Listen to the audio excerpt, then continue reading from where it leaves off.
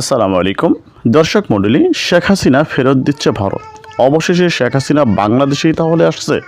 হ্যাঁ দর্শক মণ্ডলী, এরকম গুঞ্জনই শোনা যাচ্ছে।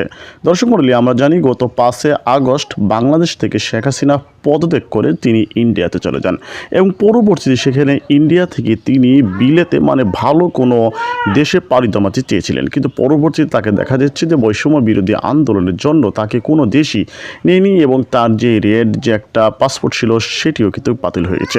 এখন প্রশ্ন হচ্ছে 45 দিন ভারতে রেখে দিবে, এই ভারতে 45 দিনের পরে মাননীয় প্রধানমন্ত্রী, সাবেক প্রধানমন্ত্রী তিনি কোথায় যাবেন?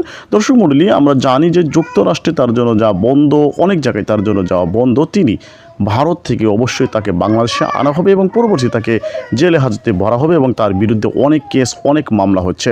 তো দর্শক মণ্ডলী, আপনারা আপনাদের মতামত জানাবেন যে শেখ হাসিনা বাংলাদেশে আসলে তাকে কি করা প্রয়োজন। অবশ্যই কমেন্ট বক্সে আপনার মন্তব্য জানাবেন। ভিডিওটি ভালো লাগলে চ্যানেলটি সাবস্ক্রাইব করে সঙ্গেই থাকুন। আসসালামু আলাইকুম।